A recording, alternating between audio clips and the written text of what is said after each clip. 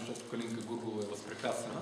Тази вечер той ще бъде лектор с темата първи осъдителен преглед, а другата седмица ще дойде Калинка Гургулова с нейната тема.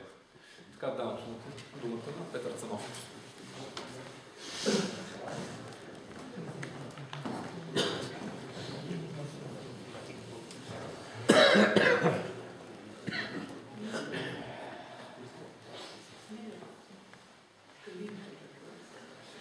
Колежки и колеги, както каза председател на нашето дружество и от програмата, която имаме, темата, която има да изнеса пред вас и в същото време аз каквото кажа, бих имал желанието и вие да споделите какво е направено или не е направено за сега за момента, защото тя е така важна от зависимост от обстоятелствата, които се създадоха сега атмосферни.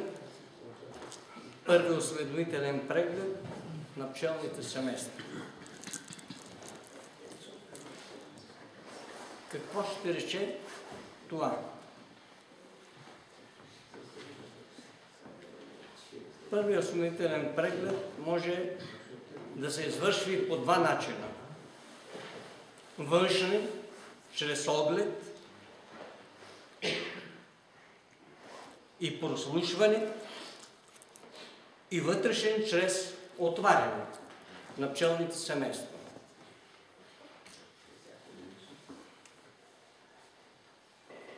По първия начин ние можем да направим какво ще рече външен оглед.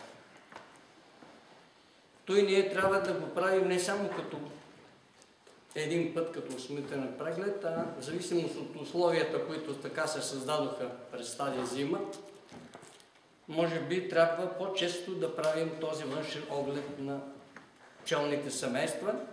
Както видяхме, какъв сняг пада преди този първия, буря имаше, изчупени дървета, нали?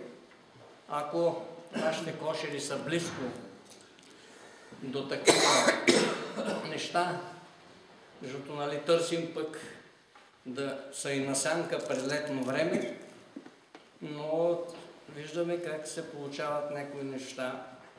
И ако имаме, както аз бях на моя пчелин на Балаванското, когато падна първия мокър сняг, няколко кошера нали, бяха с бутнати капаци, други снега беше ги затиснал, защото дървета имаме леска до няколко така, всичко беше паднало, така се обгърнало. Имаше също друга възможност, или после ако вземе да се дупне вятър, това ще отвори. То не че ще стане толкова лошо, но не се знае колко време ние няма да сме там. И от тая гледна точка ние просто сме задължени, като пастири на нашите пчелни семейства, да ги обикаляме и да видим и да отстраняваме някои неща. Външният оглед е това. Ако нямаме такива чрезвичайни неща, които се случиха сега, нали, да огледаме, както казвам, че не само от сняг, от вятър могат да паднат капаци. Ако имаме много сняг и е затрупал, да оттрупаме прелките, но не да оттрупваме кошерите от снега. Или ако нещо друго, някакво животно е направило някакъв веля на нашите пчелни семейства, ако не са оградени, нали, да предотвратим. Друго е начин, това е чрез прослушване. Чрез прослушването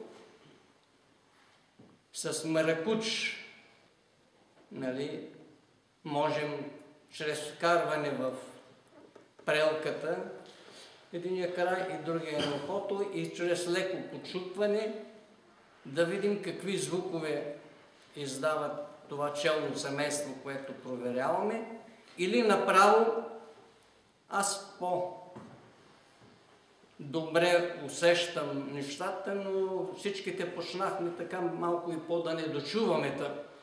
Когато почукнеш и си сложиш ухото от тази страна, откъдето е кълбото, като че ли за мен е специално, по-добре го чувам, отколкото с маракуча.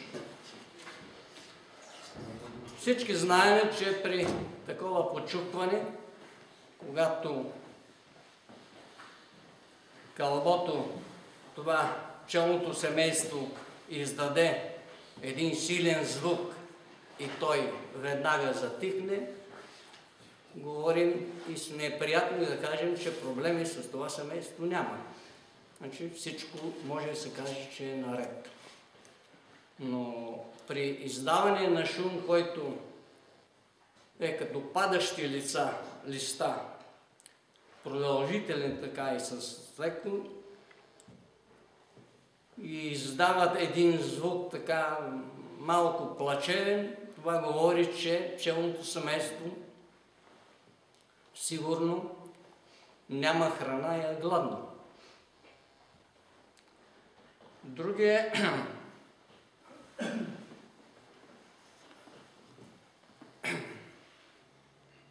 когато пък почукаме и имаме продължително бучение на семейството, би трябвало да предполагаме, че в това семейство има нещо друг проблем. Проблема може да бъде да няма майка или да е влезнала мишка. И другия проблем, който не е желателен, ако няма шум, значи пчелното семейство е умряло. При този начин да установим какво представляват нашите пчелни семейства и при другия, чрез отваряне, ние предварително, като сме тръгнали да извършваме тази операция, трябва още от предния ден да сме си подготвили храна, че ако се налага в това пчелно семейство, даже което и лошо време да е, както е сега, но се окаже, че това пчелно семейство няма храна, ние трябва, макар и при това лошо време, да го спасим, да му сложим. Зато е необходимо, ако ще подхранваме с пити от склада, още предната вечер да сме ги сложили на топло, да може да се затоплят.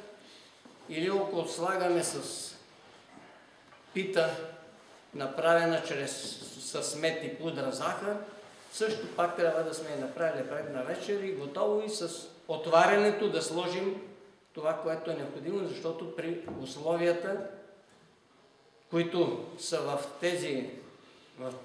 такива моменти, нали, не е въпросът да разместиме пити, да търсим и да прехвърляме. Но за мен това са такива неща и за мен прослушването или първи освободителен преглед чрез прослушване, това е да подскаже и да можем да направим нещо, което е за тези пчелни семейства, които можем да им помогнем. По-важно е за мен другия начин, чрез отваряне.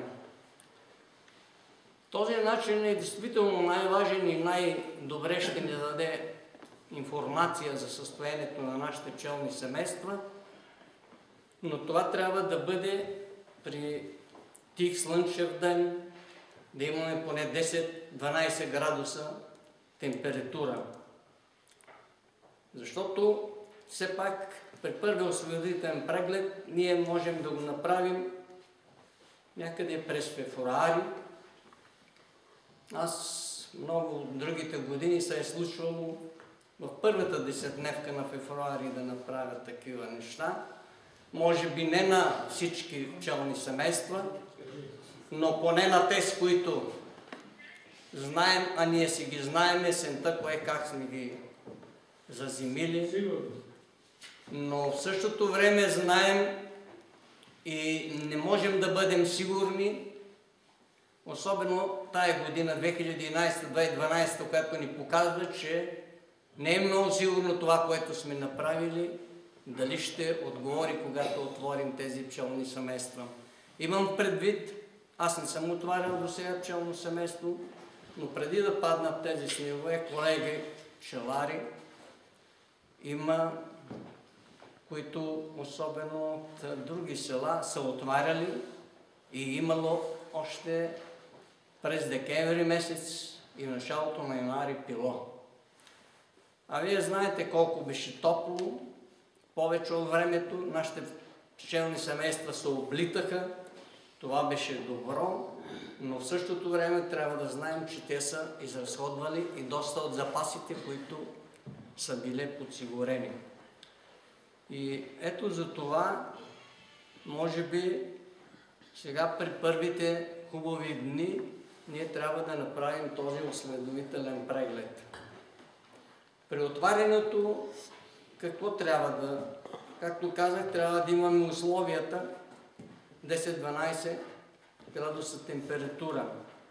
И независимо от всичко, ние трябва да боравим бързо и експедитивно и, както казах, ако смятаме, че трябва и да подхраним предварително, зависи с какво ще подхранваме, но не с сироп, естествено, с твърда храна направена или с захарен мед, или с пита от склада, а най-вече можем да направим това, ако отворим, първият така основно, отворим възглавницата и виждаме, че пчелите ги няма отгоре на летвите, това може да ни успокои, защото все пак с поглед ние можем да видим, че има мед. Ако искаме и ако времето е добре, все пак да... Колегите, които имат отоплителни материали, просто с отварянето трябва да се види дали в кошера има влага, ако има да я отстраним, ако имаме отоплителни материали, които са намокрени, да ги подменим.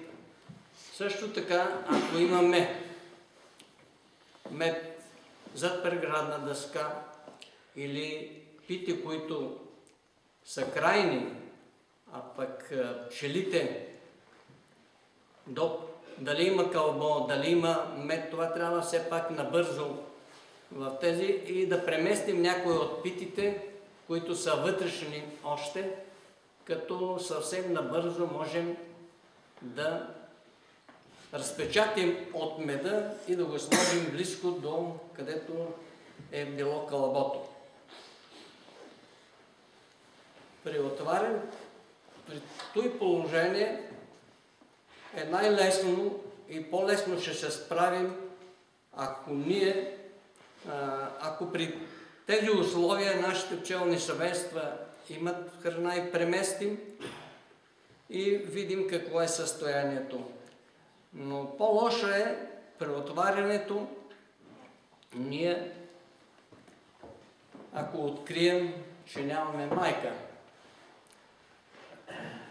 Който има, даже и който има, според мен, сега времето, нали, все пак говорим за 10-12 градуса температура, сега времето не е тем подходящо, по учебниците и по книгите пише, че трябва да внесем пчелното семейство на топло, там ако имаме да му предадем пчелна майка, аз не съм правил в моята практика и не зная на практика как ще изглежда, но все пак ние, това пчелно семейство, то в момента няма опасност да стане тартовка, но не все пак ние ще знаем, че и да имаме предвид и при по-хубави външни атмосферни влияния, ние вече трябва да си намерим начина, ако нямаме майка, да му предадем от друго пчелно семейство, което да имаме нуклеус с резервна майка да я предадем, или да го предадем към друго пчелно семейство. Затова вече това ще ни послужи ние какво трябва да направим следващата операция при това и ще си създадем план как да действаме. От този първи осведомителен преглед най-неприятно е, ако откриеме пчелно семейство, което вече е загинало. Само можем да констатираме какви са причините, а тези причините може да са няколко. Кое е останало без храна, но може да бъде и да има храна и пак да е загинало. Смятам, че може би на всички на мен се е случило при тези резки промени, особено по-слабите семейства и особено рояците, все пак при различните атмосферни влияния, както имаше и 2010 и 2011 също, както знаете, през февруари-март класа за студи, а през другото време имаше, пак се получиха такива миналата пролет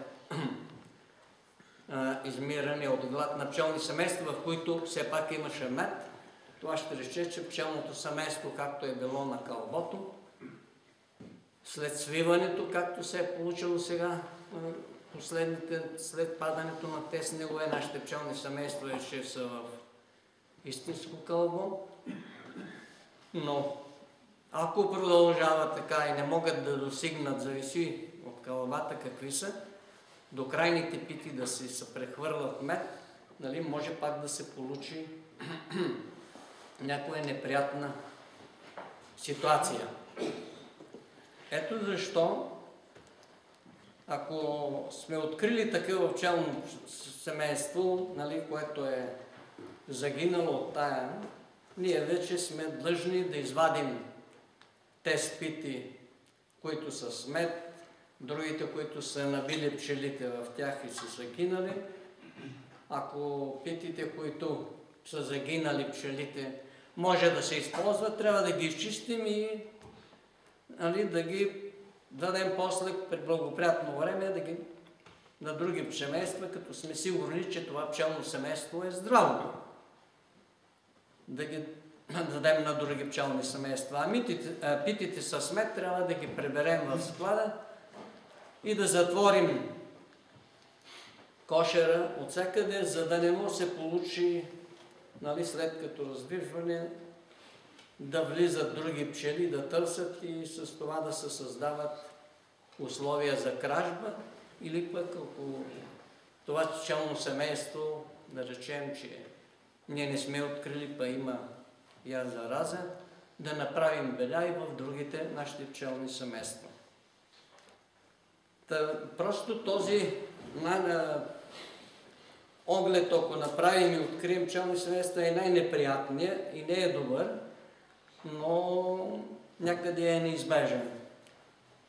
Искам си да вмъкна, че много е добре колегите пчелари, които имат, а ние тук малко от нас имат такива, аз имам определен брой пчелни семейства, ако нашите хранилки са подвижни и тези, които ги използваме за сиропа, могат да се махат и може да се сложи друга хранилка мрежеста, по всяко едно време и по това време отваряш капака, слагаш захарен мед и повече няма страшно за тая работа.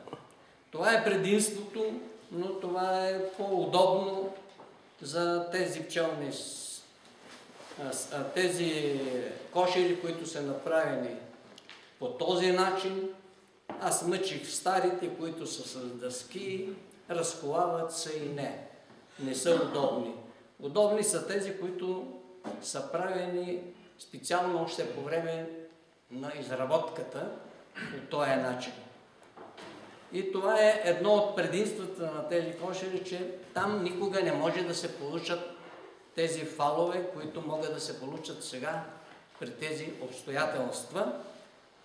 и съвсем по всяко едно време, дали захарен мед, можеш да сложиш и питка от нея също и става добре.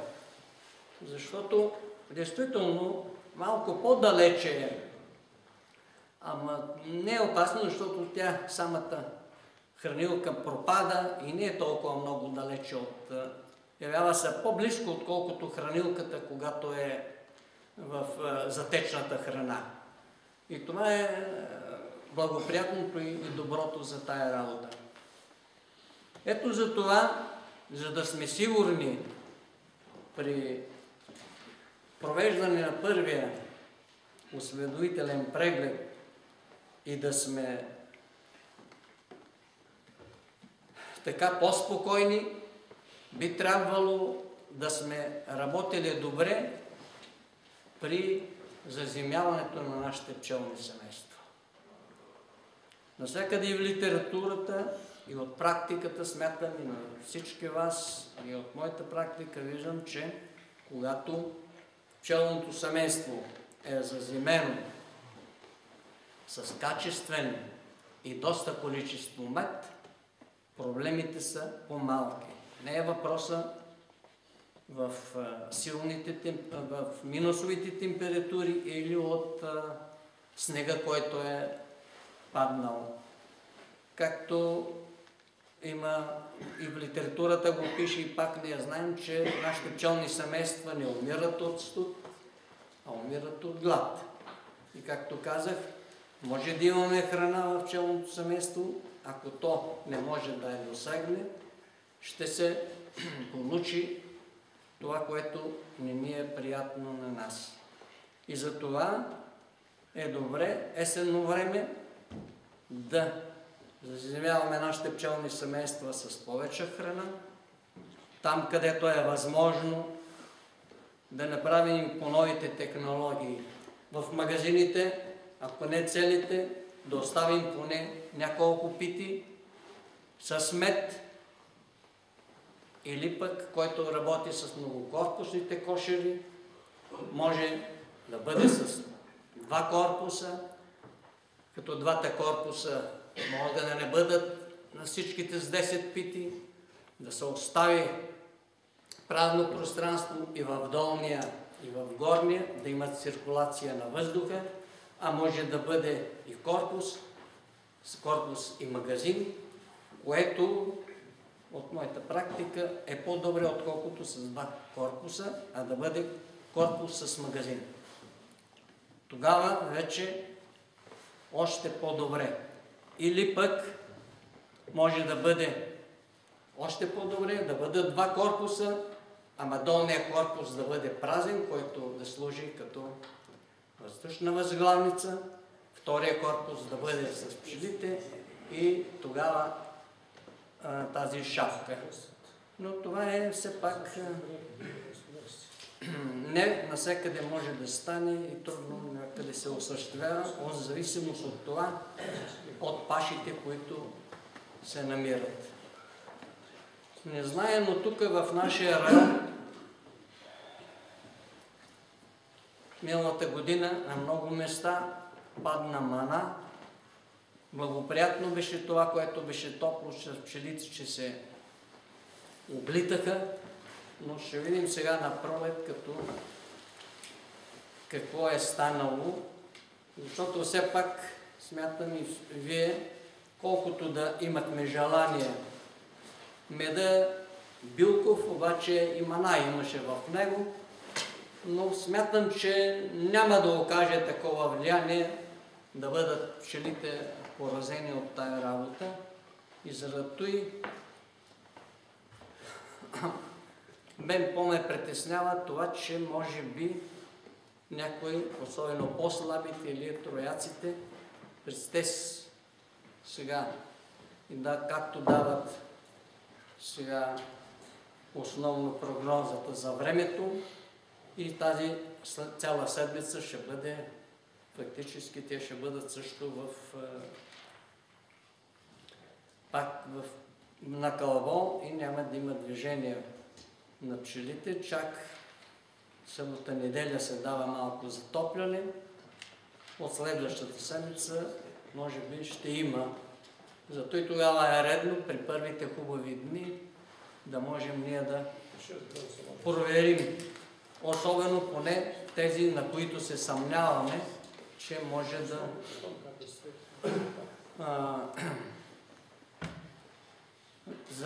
да имат нужда от подпомагане.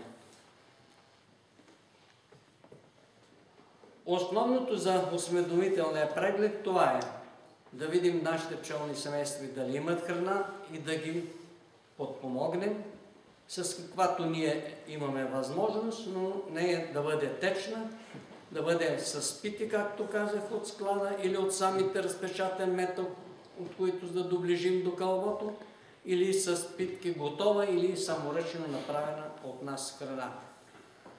И ако случайно пък, както споменах преди, ако имаме мишка, където се случва, аз тая година по-късно сложих на Балаванското, да речем, от 15 кошера, на всичките не бе сложил, само на един бе вляла мишка, но беше направила беля. Не беше силен кошер, но беше останал 50 на 100. И вътре имаше подмор. Подмора един път беше и изяден повече от половината от мед. Той да дам блатов кошер, 12-так, аз съм го ставал на 9 пити. На 9 пити, смятам, че ако не беше това открило да видя, и даже аз на него просто се не насочвах, мислех, че няма, но мен ме откри това, като слагам мишия предпазител, виждам отвънка шели, изядени, няма ни главите. Когато отвори, то вече вътре много нещо. От 15 кошера на едно место влезнал, на едно место направил беля. Дали ще е слаб кошер, дали ще е силен, нямаше изедени пити, докато друг път е имало и той нещо. Но е имало голямо дразнене. Мишката я нямаше вътре. Направила беше в един ъгъл, съвсем малко така събрала за подготовка. Но излезнала в момента, когато аз лечи, то беше хубав ден или са изгонили.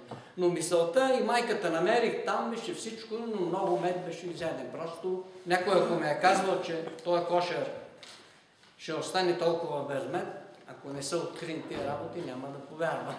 Зато и някога наглед такива неща са необходими. Аз просто той мога да споделя с вас и да ви кажа, ако има някакви въпроси, да ги заедете или да кажете при някои случаи привестни неща, може да споделите.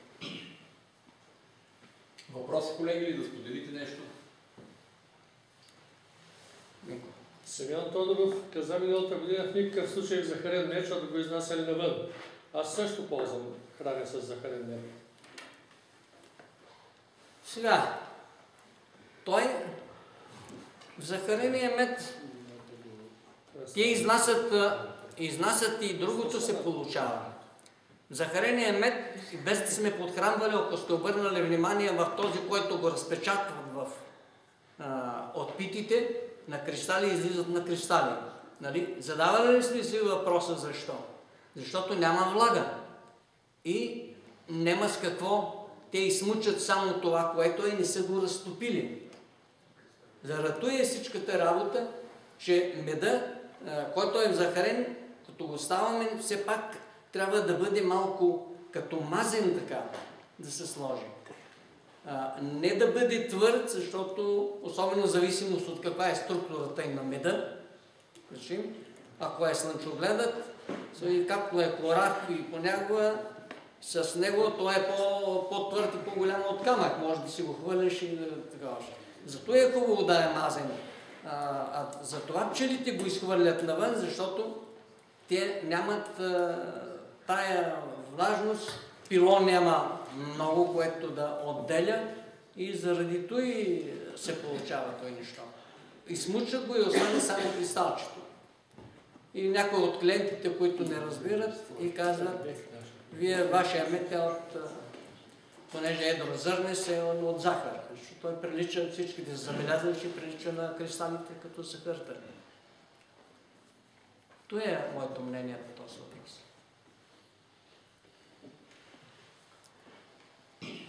Други? За да се получават кристали, зависи от меда. Аз подхранвам с акациев мед и никога не се получава да излизат кристали. Втори ми въпрос. Ако открие мишка в кошера при 15 градуса минус, трябва ли да отворя кошера или да чакам да се постопи, пък тогава го отворя? По-моему, при всяко едно такова положение, това е чрезвичайно, би трябвало по-добре да отворим набързо и да видим, ако е мишката, да развалим това и да първо, ако има миши предпазител, те трябва да е прояла някъде или в страна, или по дъното ни да не е преторило добре, за да може да влезе оттам.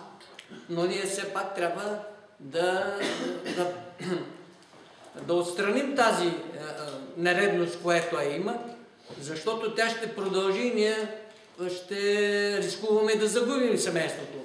А преди това, че сме отворили при минусови температури, даже и да има пило, може и да изстине, но смятам, че по-добре ще запазим пчелното семейство, ако отстраним това нещо и при минусовите температури. А при акациевия мед няма проблем. Но не само при акациеви, при липов мед, при балканския мед, при другите медове. По-такъв мед е този, който е от слънчогледа, който е, ако е чист слънчоглед, ако е смесен с магаришки бодил или с колиандър или с други билки, също не е страшно.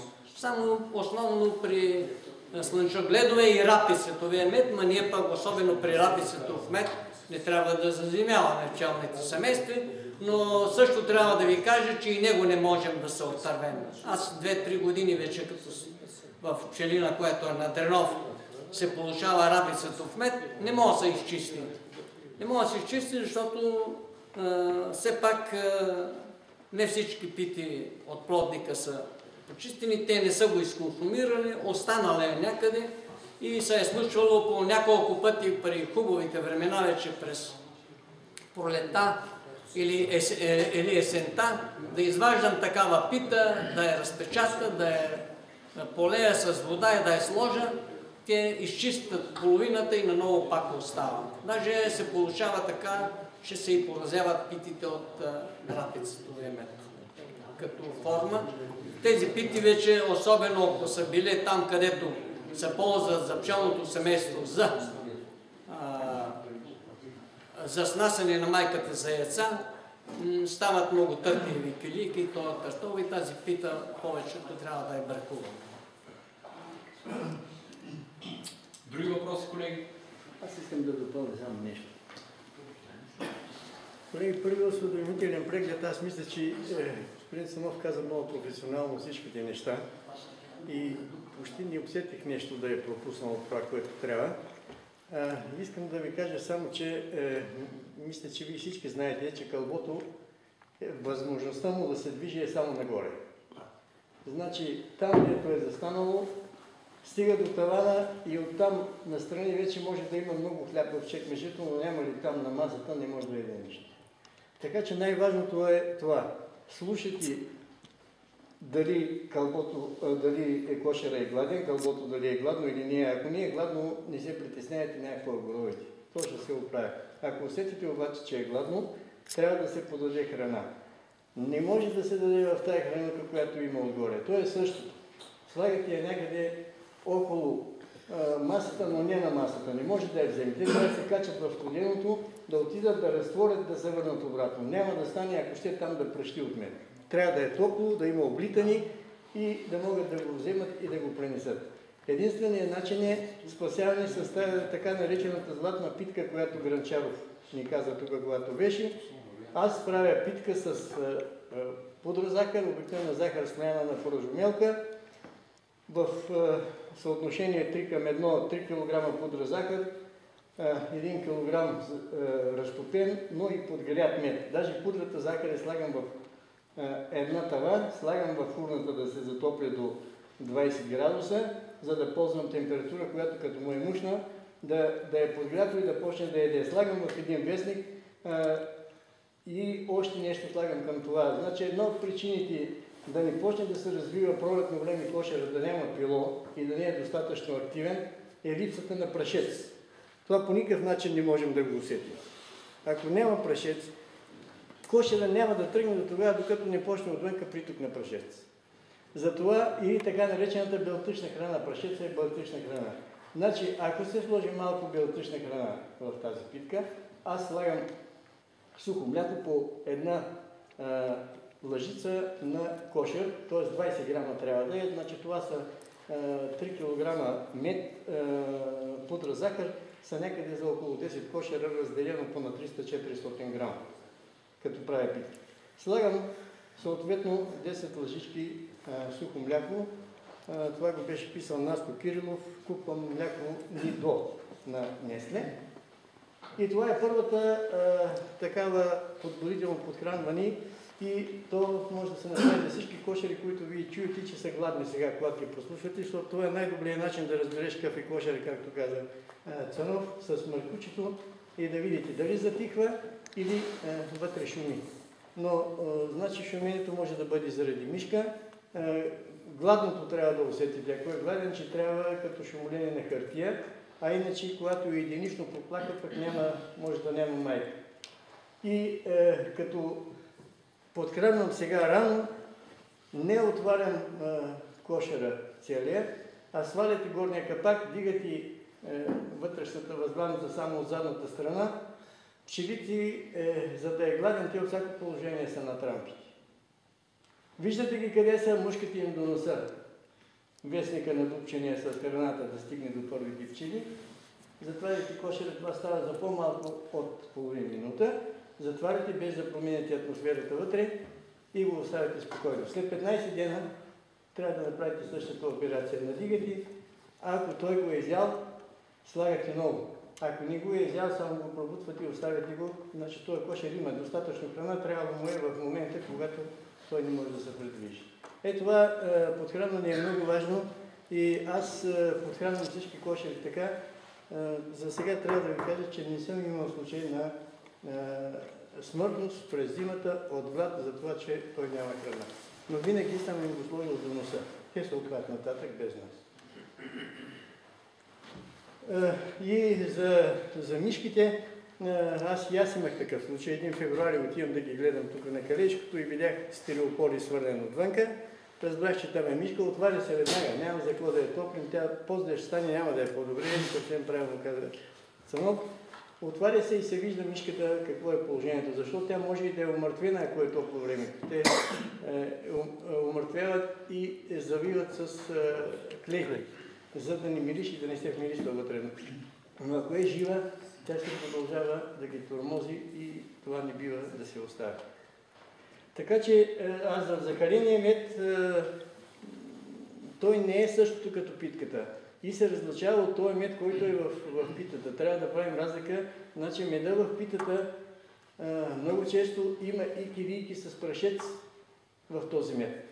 И когато разпечатаме пита до пилото с мед, там има и прашец, те взимат и прашеца и подхранват пилото. А този мед, който ние даваме, там няма прашец. Значи те трябва да вземат този мед, да го разтворят, да отидат да вземат прашец, да направят кашица и да подхранят пилото. Което виждате, че на първите пчели, от които една пчела отглежда една личинка, правете сметка, ако я натоварите и тя не може да отгледа една, ми е стигнало до половината, нищо няма да стане. И в началния стадий е точно това важно, тези пчели, които са да могат всяка да отгледа по една, но да са млади, а не да са останали стари. Има път нещо мляко може и за соево брашно. Не го препоръчват. Соевото брашно беше по едно време такава реклама, отрече се, най-добрата чиста белтъчна храна е сухото мляко, което това е подготвено като бебешка храна. Малко скъпичко е, някъде около 9 и нещо стана вече, 400 грама, но това е белтък, който най-добре е, ако имаме... Истински прашец. Той има само, ако имаме прашец, приготвен от предната година, сложете в питката прашеца, такъв пролетен прашец, и даже трябва да е смлян ситно, за да се смеси идеално, но нямам. Или трябва да се купим, или пък да се правим по-нататък.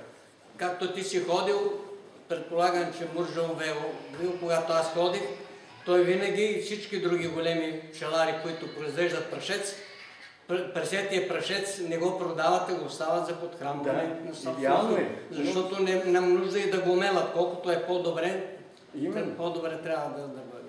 Или най-малкото в разтопен мед трябва да се сложи, но ако го вземете и за рецептата, който се ползва за нас хората, пчелния прашец, когато не го вземаш за повече време, да речем килограм мед с 100 грама прашец, по-добре е да е смлян прашеца, по-добре се усвоява и по-добре, иначе в меда той не се разтваря и излиза отгоре. И зато и за пчелите е също. Да, трябва да се смеси. Колкото е по-добре. И зато и големите пчелари, аз когато съм ходил, а ти си ходил при Муржов, също силно ме обяснил, че те даже ми е казвал, да, ще ти дам, но ако го платиш двойно, защото аз не се разправям казването. Не продаваш. От тази гледна точка, нали, между другото. Та е правилно това. И когато има хроночленство, още повече и сега и при другото положение, не навсекъде, и този случай не е лош, и при леската, при падането, може също от леската да се ползва, тя пада така. И като вземете една тава и брусите по нея, образува се прашец, изсушавате го и да забъркате заедно с това. Да забъркате заедно с тестото, което ще се дава. Също има ефект от тая работа, защото прашец от леска можеш да вземеш от тези, с кой се район, където аз, например, долу на полето няма леска. Някъде около има в някаква къща, иначе не е като нас тук в горите да има лески, там няма и дрян. Това, което взема от тук, може също да се малко да се подсуши, забърква се и да се даде в питката в храна, също има ефект. Други въпроси, колеги? И още едно, то е свързано с първия преглед. Ако се отваря кошер, аз избягвам да отварям в студеното време и в февруари. Не говорим за студеното време, да отваряме само този, което че сме открили, че трябва да... Но първият преглед, когато отваряте, освен това, че давате храна да има близко до пилото, така трябва да бъде. Тази пита, която е с мед до пилото, от вътрешната страна питата края на февруари трябва да се разпечата, с вилица да се надраска или пък с валече да се пробие, за да могат те да се взимат директно меда.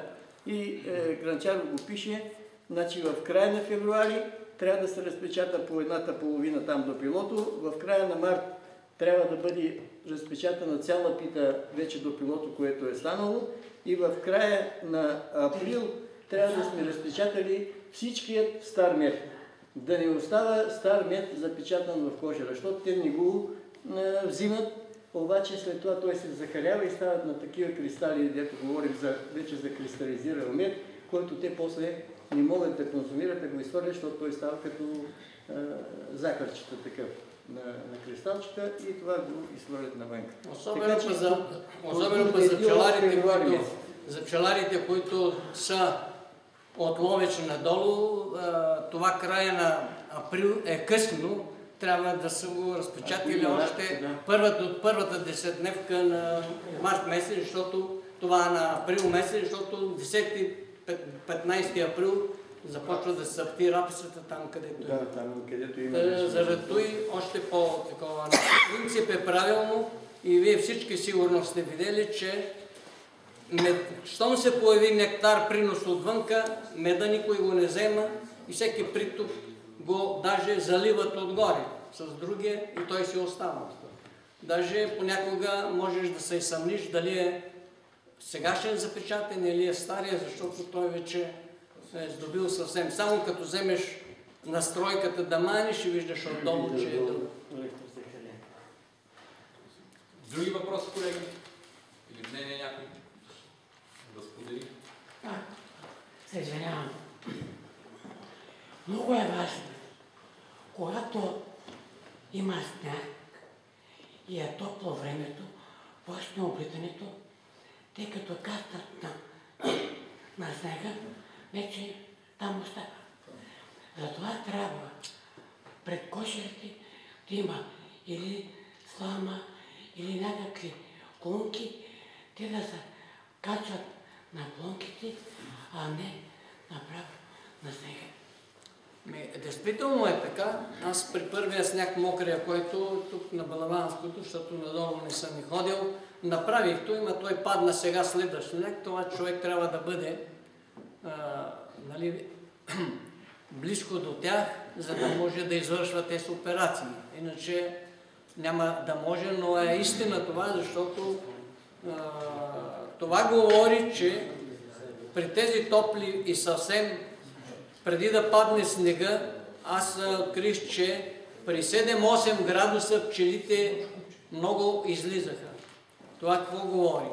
И кацаха, тогава още нямаше сняг по трева. Това говори, че има пило за мен. Ама що излизат? Търсят вода. Да. Ето това е другото важно, че излизат при 7-8 градуса, защото им трябва вода. Да. Значи, ние сложили сме поилка по това време обаче. Много голяма наша слабост, включително и моя, аз слагам, но я слагам много късно, а казват, че ако искате пчелите да се научат на вашата поилка, трябва да я сложена през февруари, защото в тези температури, когато излизат ниските температури да търсят вода, там дето намерят, тръгват най-напред да ходят там. Значи, ако имаме някъде поилка и е на слънчево място и там могат да стигнат вода, те ще отидат първо там, няма да търсят на други места. Обърнете му внимание, това е до сега на поилките ние не сме обръщали внимание, аз поне за себе си съм така. Значи поилката трябва да се сложи още за първите облитания на пчелите, за да я намерят къде и да ходят най-напред там. Това е действително така. Ами, други? Речи ли на пчелите вода, която има хлорна вара, е хлорирана?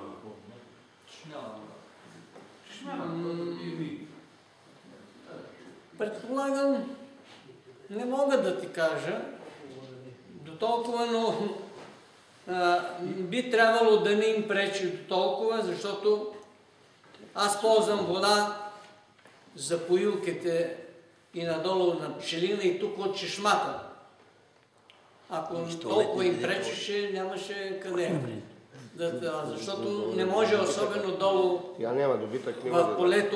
в полето, особено при нас има една малка река, в един, той е съвсем малък водоизточник, има вода, но не можеш да имаш вода, която да има такъв. Важното, че водата трябва да бъде затоплена, по-добре възприемат, отколкото да е студена. И не мога да отговоря на въпроса, но биха трябвало, когато са се настървили и ползват хранилката, се отказват, когато аз не съм отишъл, за да я напълня. Ако е свършила, край свършено, че на следващата година ще дойдат на мен. Няма, намерила се други водосили, да имаше, няма. Правилно каза Шишков за тая работа. И заради това не мога да отговоря, но смятам, че такава съм слагал, от чешмите има хлор винаги.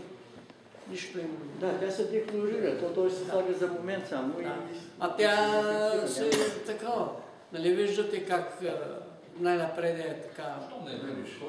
Да не е после такова, тя щеше да пречи и на нас това. Други въпроси, колеги? Да се сложи сол. Сол някак слагат за водата, щипка сол. Сол и йод може да се слага, да. Сол, йод, малко лимонът на някак слагат. Всеки различно не е. За солта се препоръчва направете 2 поилки, а не в тази поилка само една и там да сложите сол. Значи на 10 литра вода допустимата доза е 1 грам сол. Ако ви присолите, тази вода е вредна за пилото, няма да се получи нищо. Затова сложете 10 литра поилка с 1 грам сол, да има отделно, които искат, че отидат да взимат от подсолената вода, а които не им трябва такава вода, ще се взимат от другата поилка.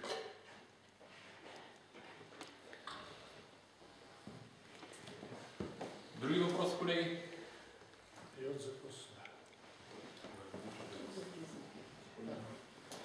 Ако няма други въпроси, да благодарим на Петър Цанов за лекцията.